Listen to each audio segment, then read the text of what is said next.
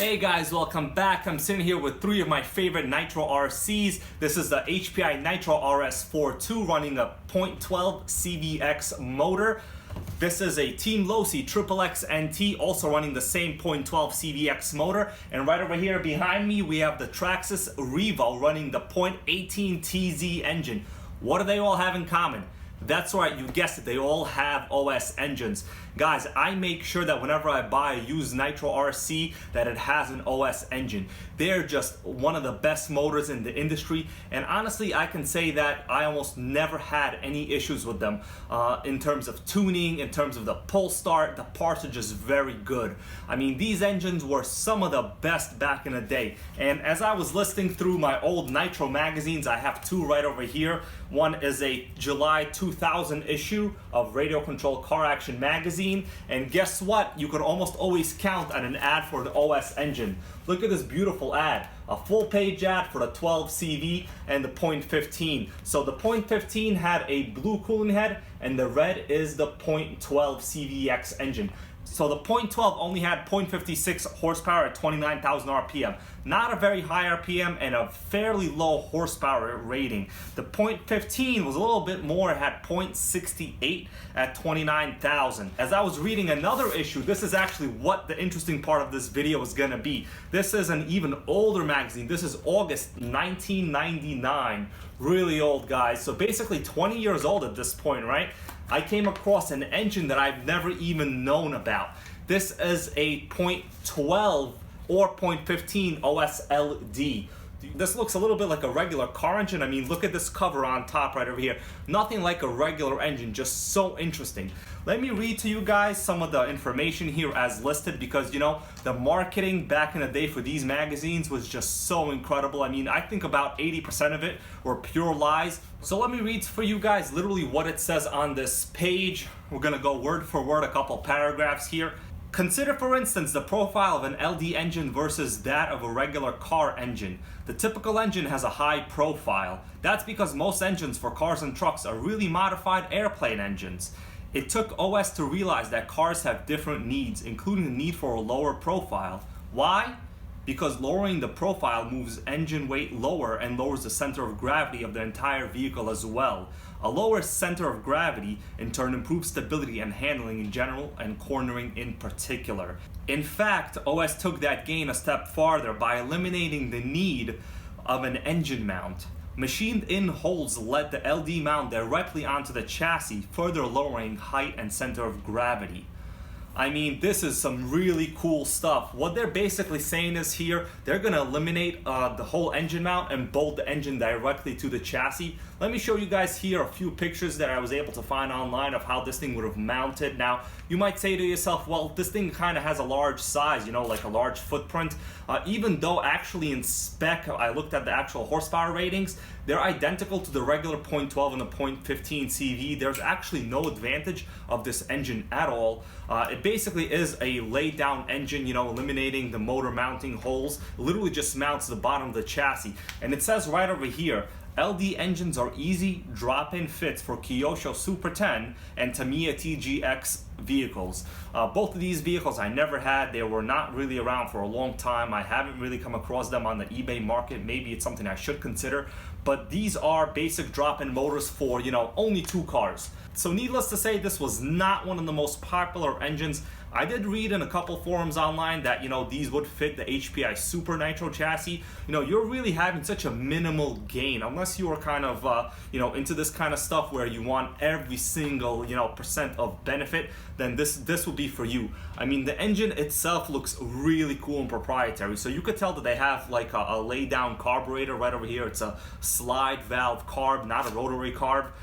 You have a proprietary engine filter here literally on the top of the motor, kind of a triangular design. I was able to find a picture of what this engine looks like without the top cover. This is just a piece of plastic here, and it literally is just a regular lay down engine. In fact, This actually really is not that unique because if you guys know what the HPI Nitro King is, it is basically a discontinued nitro monster truck that HPI had for a couple years. They were never very popular. I have been looking for one of them. They're just not very popular. But the Nitro King is famous for, in my opinion, having a laid down nitro engine. So in fact, having a laid down engine actually doesn't ruin any of the performance that you would think it does.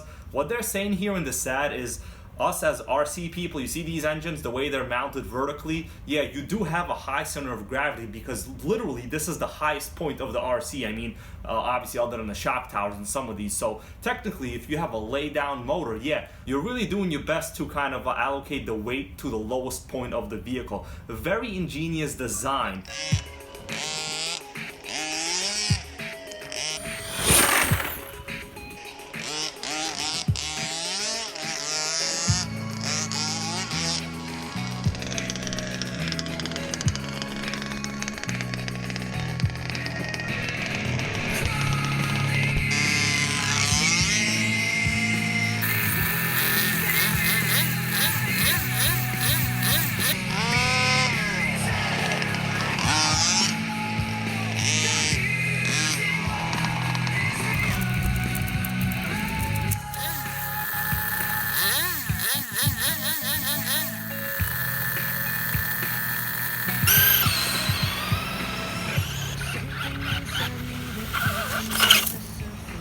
What about price of these? Now, of course, you know, I was able to find a really nice Tower Hobbies ad here right from back then, and we could look at the actual prices. Let me put a picture here for you guys on how much these things cost during that time.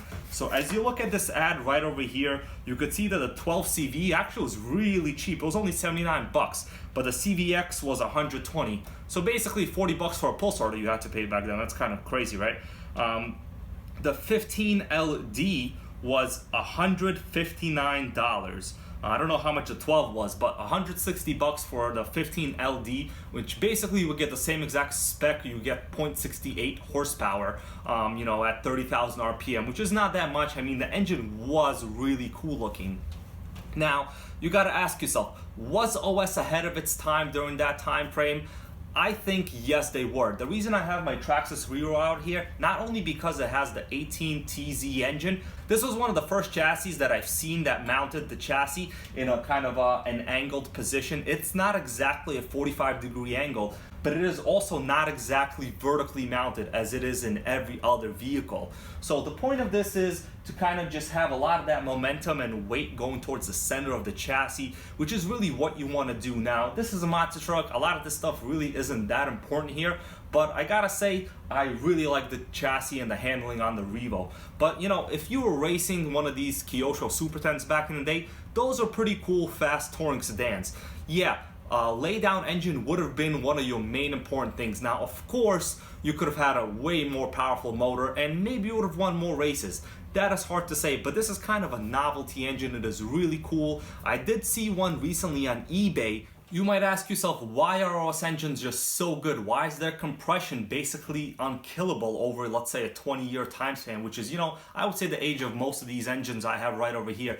Well, I think it comes down to the way that they are designed. There are two types of engine designs. They are called ABN or ABC. Now, ABN is aluminum, brass, and nickel. ABC is aluminum, brass, and chrome.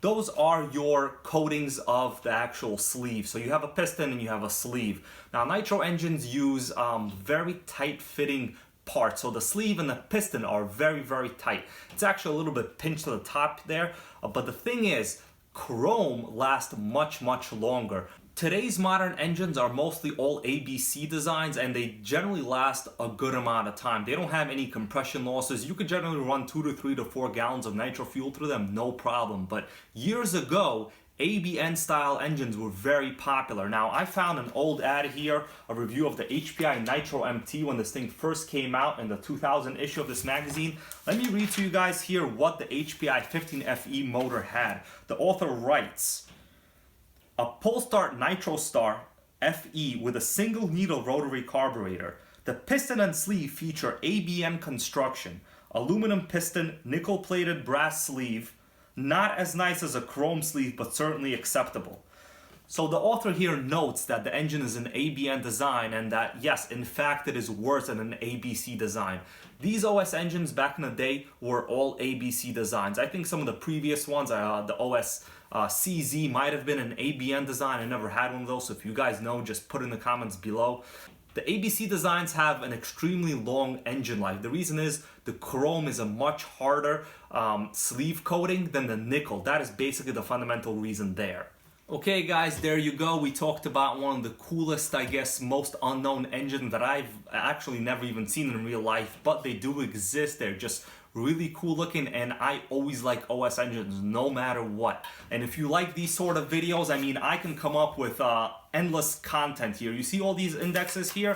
These are all cool things that I kind of want to go over in my future videos. So just put in the comments, let me know if you want me to discuss any more of these older vintage RC Nitro type magazines, and something that I think is really cool and unique, and I could definitely make up and come up with a video on that. And soon we're going to install this speed pinion and spur gear set, and we're going to see the actual top speed on the Rover. And I'm pretty sick and tired of people saying they're fast or they're slow. You know what? We need some objective data. I have an actual speed meter. I do a lot of videos with that, and I'm not making this stuff up. We're going to actually check the difference. We're going to see if that 30cc motor is good enough and powerful enough to handle this upgrade. Okay, there it is guys. Thanks so much for watching. Till next time.